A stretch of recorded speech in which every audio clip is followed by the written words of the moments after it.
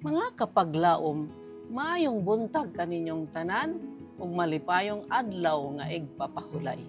Ang atong hilisgutan karong Hunyo 21, giuluhan og kalinaw ug kasiguruhan. Ang atong teksto makita sa Isaias 32:17. Og ang buhat sa pagkamatarong mahimo nga pakigdait, ug ang sangputanan sa pagkamatarong sa kalinaw ug sa pagsalig sa walay katapusan.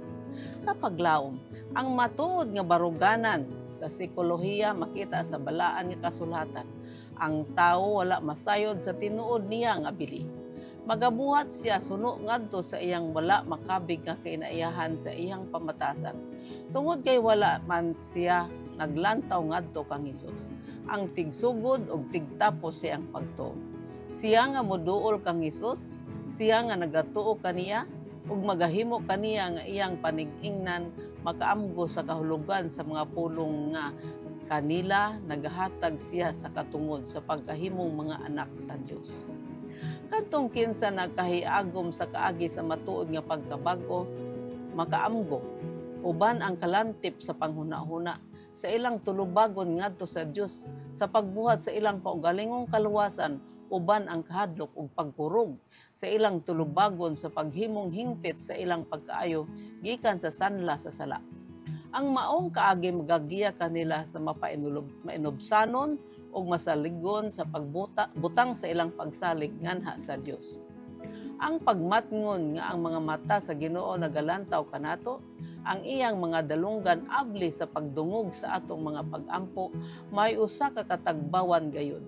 Ang pagkahibalo nga aduna kitay dili mapakyas nga higala, nga kang kinsa kita makasugid sa tanang mga tinago sa kalag, may usa ka kahigayunan nga dili mapahayag sa pulong.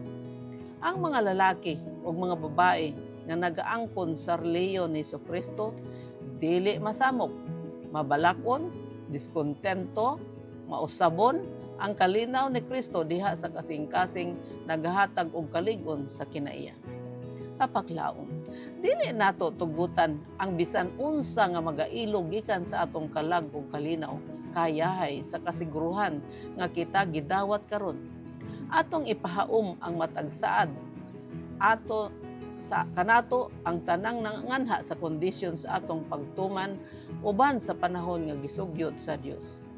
Ang hingpit nga pagtugyan sa atong mga dalan nga daw hilabihan kamaalamon ug ang pagsunod sa mga pagtugyan sa atong mga dalan nga daw hilabihan kamaalamon ang pagsunod sa mga dalan ni Hesus mao ang sikreto sa hingpit nga kapahalayan sulod sa iyang gugma.